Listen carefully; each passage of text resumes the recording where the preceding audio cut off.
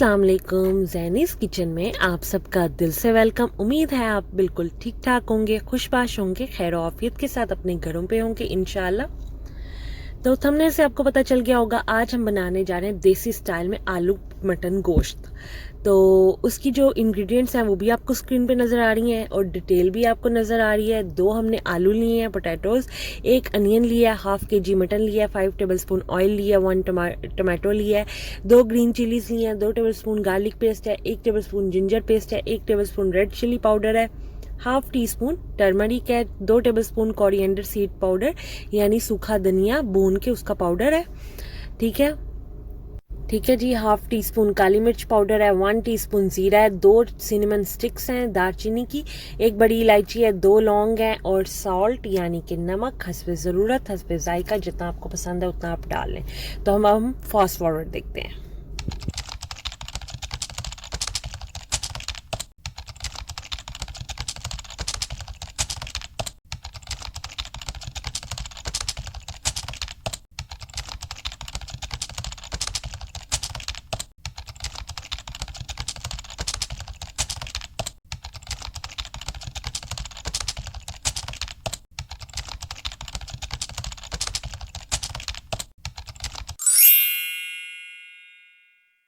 जी, तो सारी इंग्रेडिएंट्स बताने का मकसद यही है कि कुछ लोगों को पता ही नहीं चलता है कि डिस्क्रिप्शन बॉक्स किधर है, तो इस वजह से आप वहां से नोट डाउन कर सकते हैं। तो अब हम शुरू करते हैं, अपनी रेसिपी की तरफ जाते हैं। बिस्मिल्लाहिर्रहमानिर्रहीम। सबसे पहले हमने एक कढ़ाई ली है, कढ़ाई में हमने 5 टेबलस्पून ऑयल के डाले हैं। ठीक है जी, ये भी मैं आपको ऑलरेडी बता चुकी हूँ। और इसमें मैंने जिंजर गार्लिक पेस्ट के डाले हैं, ये इनकी क्वांटिटी भी मैं आपको बता चुकी हूँ, 1 टेबल स्पून। और मैंने इसमें आधा किलो मटन डालना है। और इसको कुछ लोग होते हैं पहले सारा मसाला भून लेते हैं फिर मटन को एंड पे डालते हैं भूनने के लिए, लेकिन यहाँ हमारा थोड़ा डिफरेंट है। हम लहसुन और अदरक के पेस्ट में हम अपने मटन को भूनेंगे, उसके बाद हम प्याज डालेंगे और फिर हम एक साथ इन सबको भूनेंगे। ठीक है जी, यानी कि तकरीबन 10 मिनट के लिए हमने इसको भूनना है। पहले हमने अदरक लहसुन का पेस्ट डाला है, फिर हमने मटन डाला है, देन हमने प्याज डाला है और थोड़ा सा बस बादामी शक्ल का हो जाएगा तो साथ ही हमने इसमें अपने स्पाइसेस को ऐड कर लेना है। स्पाइसेस में हमारे पास रेड चिली पाउडर है, हल्दी का पाउडर है, जो भी स्पाइसेस हमने क्वांटिटी आपको मेंशन कर दी है वैसी क्वांटिटी में हमने रखे हुए हैं। तो हमने सारे स्पाइसेस डाल देने हैं। सबसे पहले हम सॉल्ट डालेंगे। सॉल्ट हम डालेंगे हस्बे ज़रूरत, 1 टेबल स्पून, आप चाहें तो ज़्यादा कर सकते हैं। तो ये मेरे स्पाइसेस सारे डाल दिए, लेकिन मैंने सिर्फ इसमें सूखा धनिया नहीं डालना, वो मैं आपको इसकी रीज़न बाद में बताऊंगी। अब मैंने इसमें टमाटर को डाल लिया, टमाटर को डाल के अच्छी तरह इसको भून लूँगी। ठीक है, और आपने सूखा धनिया लास्ट पे इसलिए डालना है क्योंकि कुछ लोग होते हैं पहले ही सूखा धनिया डाल लेते हैं, वो पाउडर होता है और फ़ौरन से ब्राउन हो जाता है, तो उससे आपकी हांडी जो है वो काली हो जाती है। तो इस वजह से जब भी आपने सूखा धनिया डालना होता है उसको लास्ट पे जब हांडी पूरी तरह से भुन जाए फिर आप डाला करें।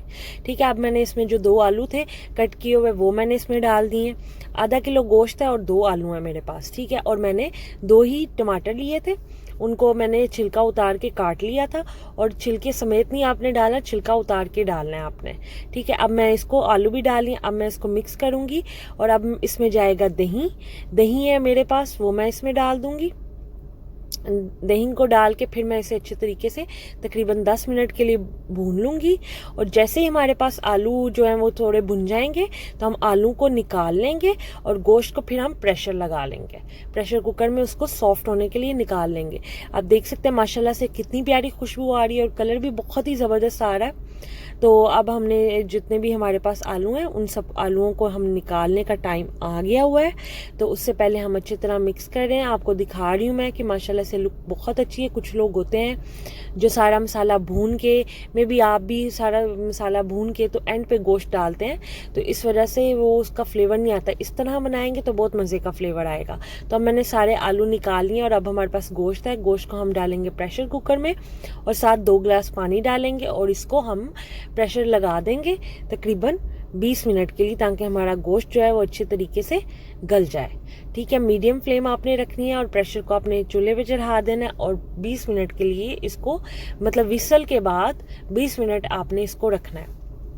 ठीक है जी। और उसके बाद आपने आलू डालने और 5 मिनट मज़ीद इसको करना है। तो दूसरी तरफ हमारे जो चावल हैं उसको बनाने का तरीका आपको फास्ट फॉरवर्ड में नज़र आ रहा है, झटपट बन जाते हैं। तो हम सबसे पहले क्या करेंगे, कढ़ाई के अंदर हम डालेंगे प्याज, एक मीडियम साइज़ का बारीक कटा हुआ। तो उसके बाद हम डालेंगे ऑयल, ये देगी स्टाइल में आपको चावल बनाना सिखा रही हूँ। ठीक है, ऑयल डाल के हम इसे अच्छे से करेंगे मिक्स अप। ठीक है, और हमने फर्स्टली ही ज़ीरा नहीं डाल देना, पहले हमने प्याज डालना और इसको पूरा ब्राउन होने देना है। ठीक है, जैसे ये ब्राउन होगा फिर हम इसमें ज़ीरा डालेंगे, क्योंकि वही बात, अगर आप ज़ीरा पहले डालते हैं तो वो काला हो जाता है। तो अब हमने इसमें ज़ीरा डालना है, जैसे ही थोड़ा ब्राउन होना शुरू होता है हमने इसमें ज़ीरा डाल दिया और इसको अच्छे से करेंगे मिक्स। और साथ मैंने सिनेमन स्टिक्स हैं 2 मेरे पास छोटी छोटी, या अगर आपके पास बड़ी है तो 1 डाल लें। मैंने सिनेमन स्टिक यानी दालचीनी की स्टिक हमने वो डाली है और इसको अच्छे से कर रही हूँ मिक्स। ठीक है जी, देगी स्टाइल में चावल बड़े मज़ेदार बनते हैं और इसमें टमाटर भी जाता है और ये स्टीम पे बनेंगी। और स्टीम पे हमेशा चावल बनाया करें, उससे ये होता है कि चावल टूटते भी नहीं है और लंबे भी पूरे होते हैं। तो अब मैंने इसमें पानी डालना है। ठीक है, मेरे पास चावल हैं 1 गिलास, 1.5 गिलास, और मैं डबल पानी डालूंगी यानी कि 3 गिलास। ठीक है जी, 3 गिलास पानी इसमें चला गया। और मैंने अब इसमें डालना है नमक। 1.5 टीस्पून मैंने इसमें नमक का डाला है, आप चाहे कम ज़्यादा कर सकते हैं। जितने चावल होते हैं उससे डबल पानी डालते हैं। ठीक है, तो बहुत ही मज़े के चावल बनते हैं। अब चावलों की भी किस्में होती हैं। अब हम जब ये अच्छी तरह बॉयल हो जाएगा तो हमने सारा जितना भी प्याज है वो हम निकाल लेंगे। ठीक है, इसको हम चावलों के अंदर, फिर ये अजीब सा लगता है तो इस वजह से मैं सारे जितने भी प्याज हैं वो इस तरह स्टेन कर रही हूँ। आप चाहें तो आप प्याज रख सकते हैं, क्योंकि ये ब्राउन हो जाते हैं तो इनका जायका भी ख़त्म हो जाता है, तो इस वजह से इसको निकालना ही बेहतर है। और मेरे पास ये 1.5 गिलास चावल हैं। ठीक है, आप देख सकते हैं चावल को मैंने पूरा आधा घंटा भिगोया है, 30 मिनट्स के लिए भिगो दिया। और मैंने अब इस पानी में अपने चावलों को डाल दिया है। ठीक है, और जैसे ही पानी 1 इंच ऊपर होना चाहिए जब आप चावल डाल लें, और जब इस तरह बबल्स बने तब आपने 1 टमाटर लेके उसको चॉप करके वो डाल लेना है और उस टमाटर को आपने अच्छे तरीके से मिक्स कर लेना है चावलों के अंदर। और जिस तरह ये बबल्स बन रहे हैं अब हम इसे स्टीम पे पकाएंगे। स्टीम पे चावल पकेंगे तो बहुत ही लंबे और बहुत ही मज़े के बनते हैं। स्टीम पे हमारे चावल रेडी हो गए हैं। तो अब हम इसमें डालेंगे ज़ाफ़रान और दूध। तो मैंने 2 चम्मच दूध लिया है और 1 चुटकी ज़ाफ़रान ली है, ज़ाफ़रान का पाउडर, और इसको मैंने चावलों के ऊपर डाल देना है और फिर मैंने इसको सर्व के लिए रेडी कर लेना है। तो इस तरह मैं अपने ज़ाफ़रान वाले मिला दूध को इसमें डालूंगी, थोड़ा सा अंदर चिपका हुआ है वो भी इसमें दूध डाल के सारा हमने ज़ाफ़रान इसमें डाल दिया। तो लीजिए हमारे चावल भी रेडी हो गए हैं और हमारा आलू गोश्त मटन शोरबा भी रेडी हो गया है। तो देगी स्टाइल चावल भी रेडी हो गए हैं। उम्मीद है आज की रेसिपी आपको पसंद आई होगी। अगर वीडियो पसंद आई है तो इसे लाइक और शेयर कर दें, चैनल को सब्सक्राइब कर दें, बेल आइकन को लाजिम दबाया करें ताकि मेरे आने वाली हर वीडियो हर रेसिपी आपको टाइम से मिल सके। तो दुआ में रखिएगा, याद रखिएगा अपना बहुत सारा ख्याल। अल्लाह हाफिज़।